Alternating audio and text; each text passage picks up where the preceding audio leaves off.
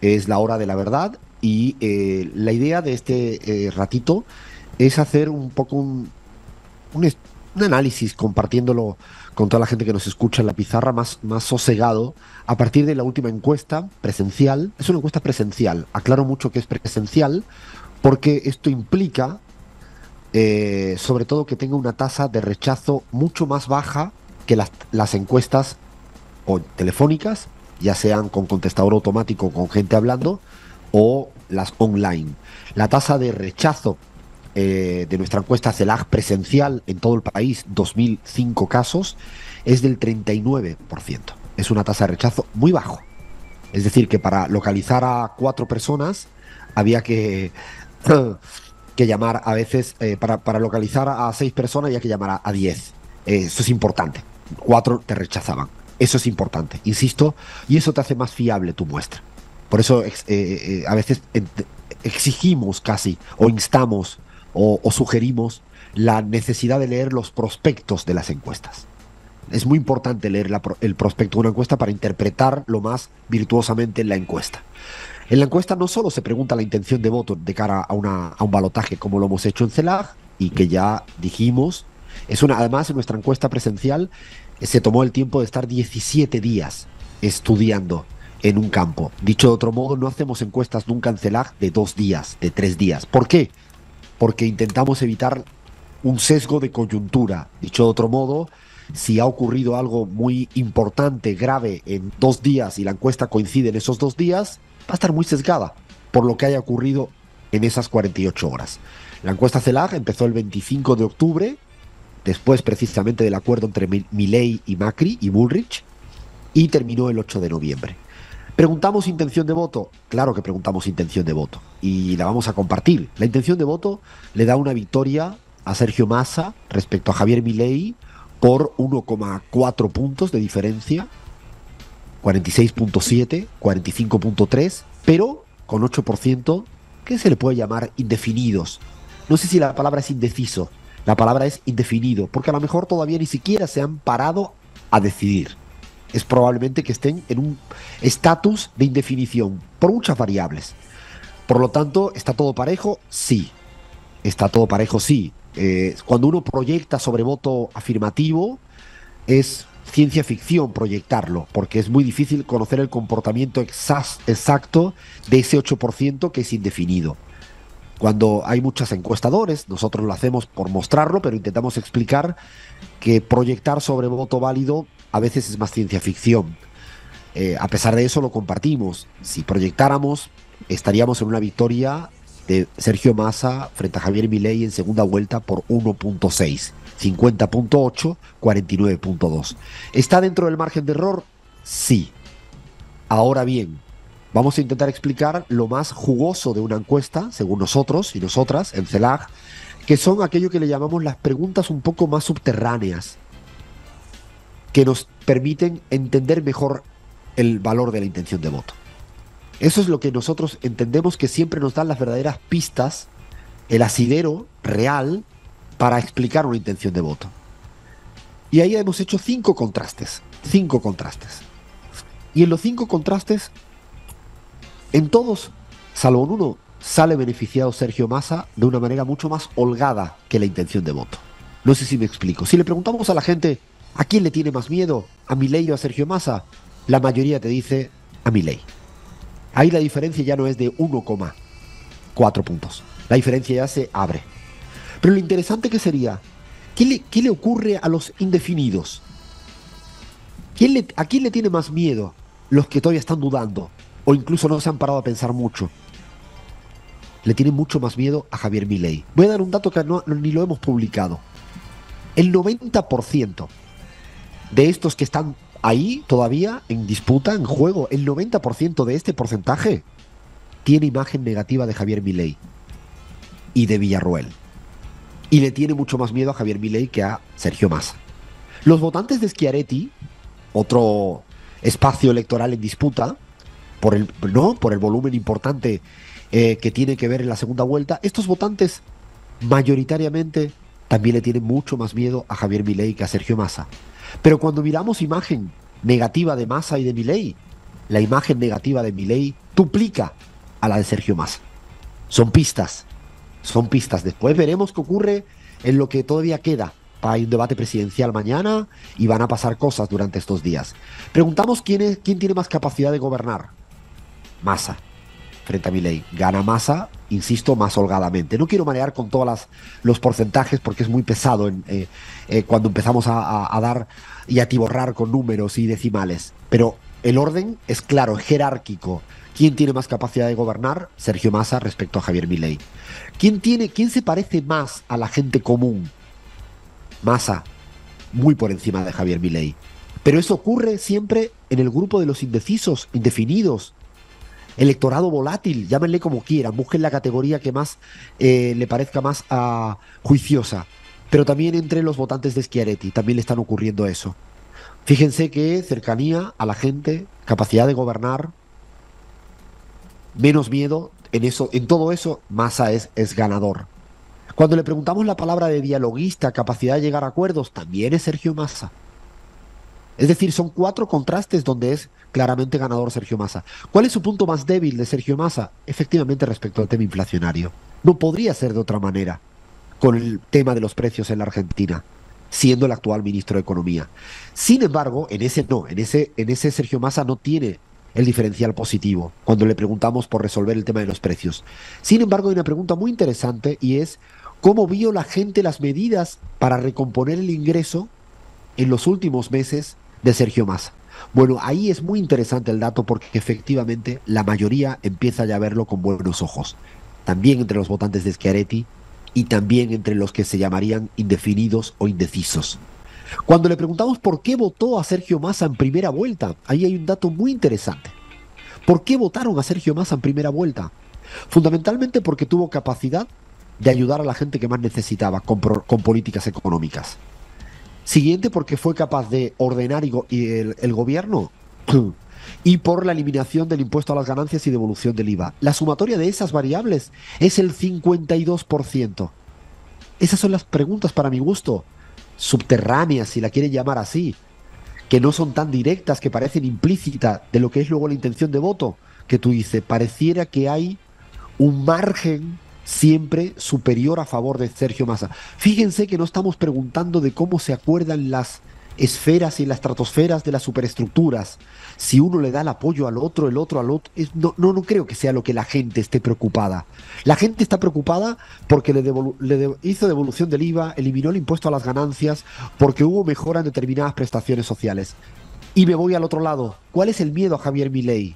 Mayoritariamente que le recorten sus derechos. El otro día lo dije y lo quiero repetir. Es que es legítimo tener miedo. Yo le pregunto a mi equipo y le pregunto a la gente que nos escucha, ¿en algún momento de vuestra vida ustedes no tuvieron miedo? Es feo. Me gustaría la mayoría del tiempo no tener miedo, pero que a veces en la vida uno tiene que gestionar tener miedos y convivir y afrontarlos. A mí me parece que la ciudadanía tiene miedo a que Javier Milei le recorte cosas que ya tiene. No con esto es hacer una campaña de ciencia ficción, no, es que la gente tiene miedo a que le quiten las cosas que ya tiene. Esto pasa en la vida cotidiana. Fíjense que si sumamos autoritario, inestabilidad emocional y el miedo a los recortes, todo eso hace que tenga Milei hoy en día un 60% de gente que no lo quiere. Que a lo mejor algunos lo van a votar con la nariz tapada para que no venga el otro.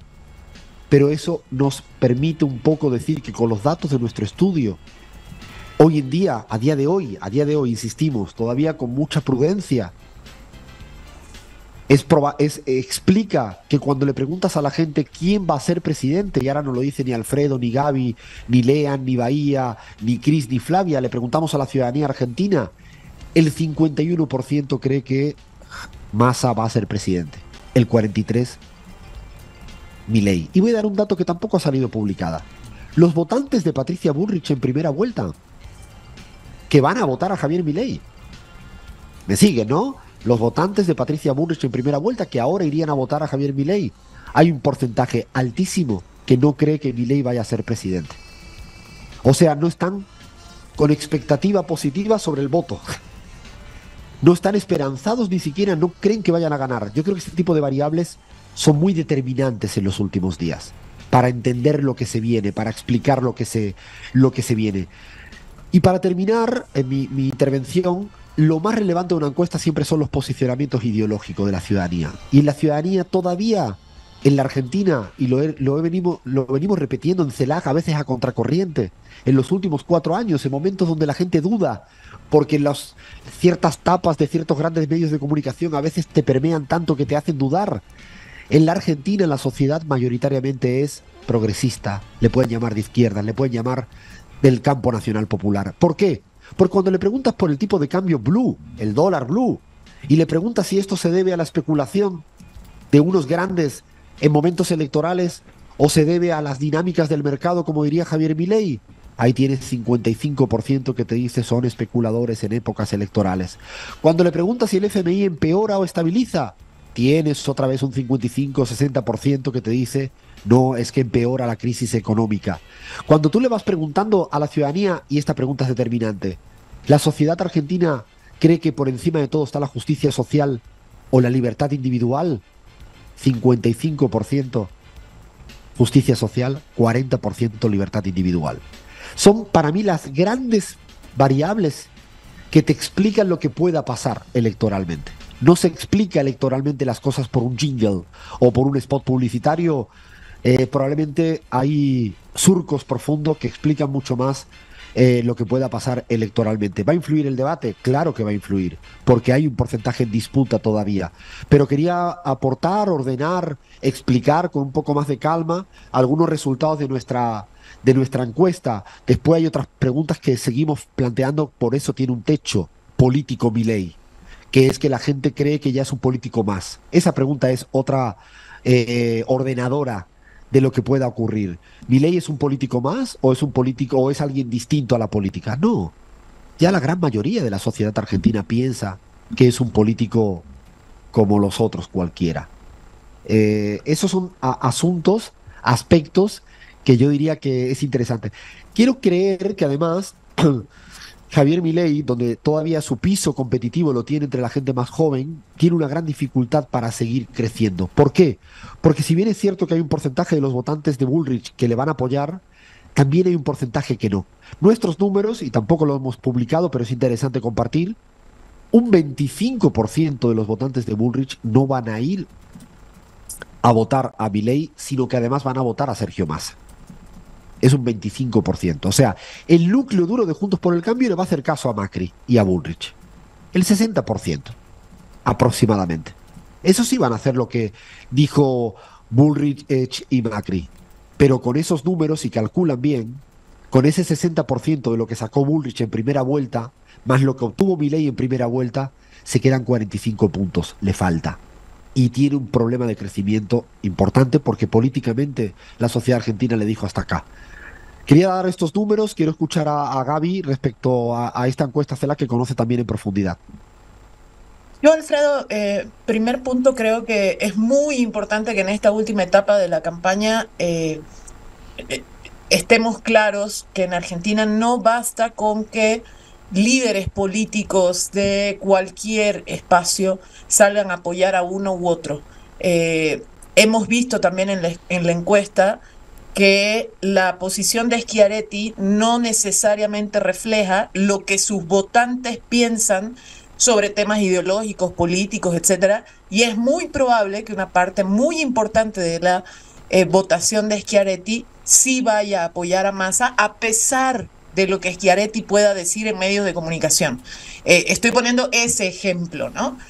Por supuesto, no tenemos una bola de cristal, una encuesta no es una bola de cristal y no sabremos porcentajes exactos de cuánto se va a uno u otro espacio. Pero creer que es solo hacer campaña en estos últimos días, es solo sumar pronunciamientos de gente a favor de uno o de otro, es equivocarse probablemente también. Hay que seguir trabajando en la gente. No deja de impactar cómo hay sectores de la sociedad que pueden tener, o sea, que pueden unirlos, cosas muy diversas, Swifties, etcétera, etcétera, que cuya campaña pasa por otro lado, no pasa por las decisiones que toma uno u otro dirigente radical o de otro espacio político, sino pasa por sus propias percepciones Eh, y creo que ahí hay que ponerle mucha atención y seguir trabajando en eso, Alfredo. Para mí es clave que la gente siga recibiendo mensajes claros en relación a justicia social, en relación a derechos, en relación a educación pública, a salud pública, etcétera, etcétera, porque ahí está el núcleo más firme y más duro ideológico del progresismo y de la izquierda o del campo nacional popular, ¿no?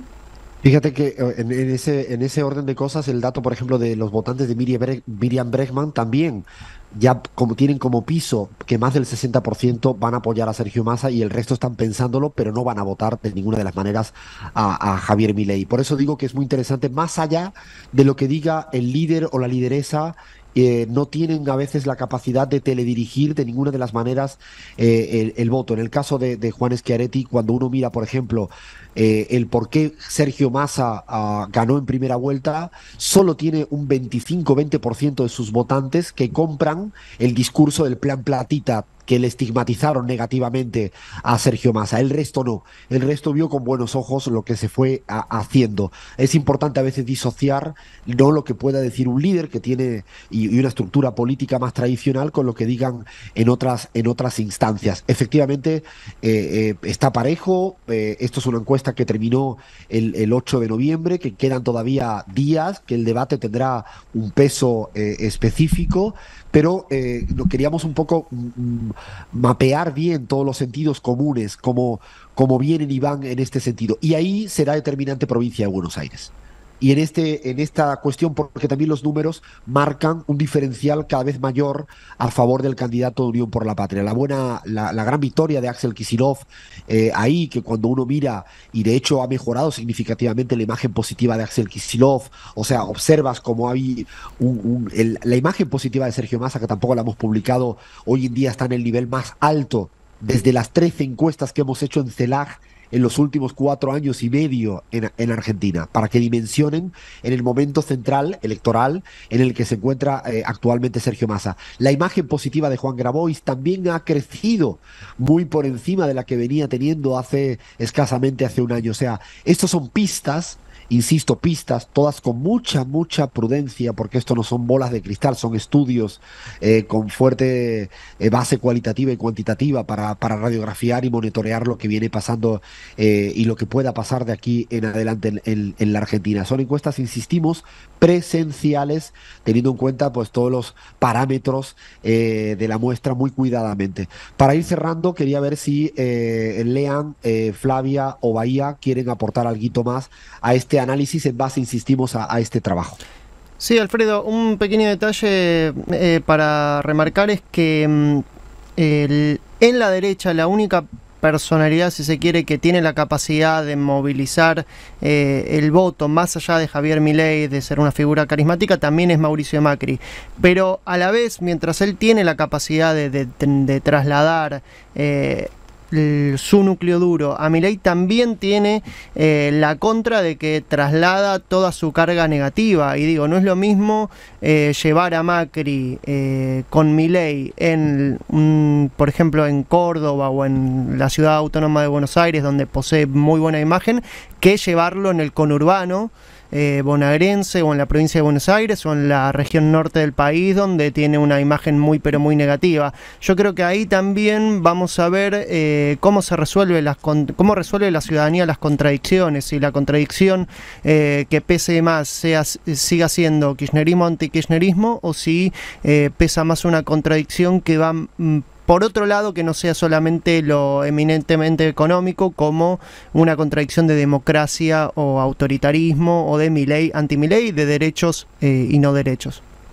Tengo una mala noticia para Mauricio Macri, porque casi me has provocado, y no lo iba a decir, pero es que nosotros hemos medido la imagen de Mauricio Macri y desgraciadamente para él tiene la imagen negativa más alta o la peor de todos los dirigentes habidos y por haber. Hemos medido todos y todas, Y el señor Mauricio Macri, no lo decimos solo nosotros, sino lo ha venido incluso sosteniendo el propio Jaime Durán Barba durante las últimas intervenciones en casi todos los medios, tiene una imagen negativa muy superior a la de cualquiera de los otros, inclusive de su propio espacio más afín en términos ideológicos, con lo cual el apoyo puede ser poderoso a nivel comunicacional de ciertos medios, pero la ciudadanía, como tú bien dices, Lean, le da la espalda mayoritariamente. Bahía.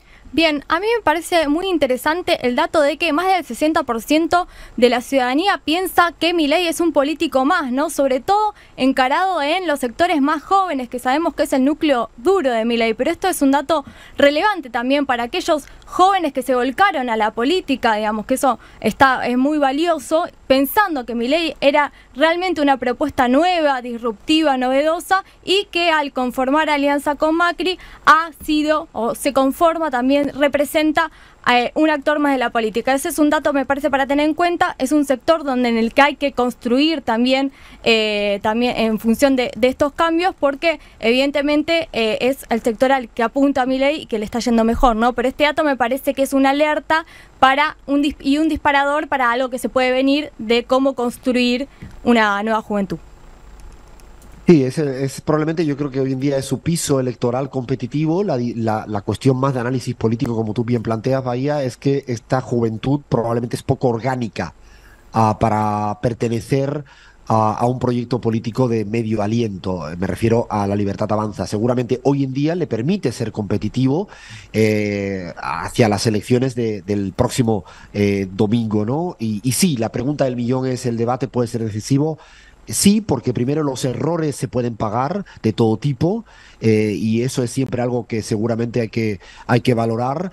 Hay un porcentaje de la ciudadanía que va a estar esperando a qué ocurre en estos últimos días. Para mí el clima de expectativa, lo he dicho mucho en estos días, el clima de expectativa en un balotaje no es contrario. A veces se especula que si hay un exceso de confianza la gente se queda en casa.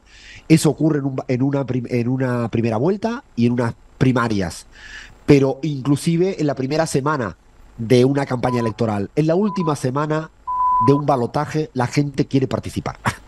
No hay, el clima de expectativa favorece, incluso el que está dudando se deja a veces llevar por un clima de expectativa hacia favor de una persona. Por eso el dato del 51% a favor de Sergio Massa, de que creen que es el próximo presidente, en detrimento de Javier Milei, el 43%, creo que es una variable clave que, después de estudiarla mucho en América Latina, nos pasó con Gustavo Petro, Rodolfo Hernández, o cuando escucho a José Luis Rodríguez Zapatero cuando lo plantea, lo importante que es que en la última semana se dé un clima de expectativa de victoria.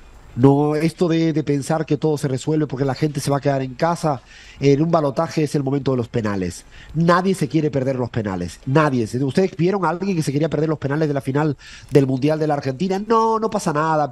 No, es el momento de los penales. Yo creo que eso es fundamental para entender la política electoral de un balotaje y no comprar a veces, hacer un copiar-pegar como si todo fuera igual que en las PASO, en la primera vuelta. Cada contexto tiene unas características muy singulares.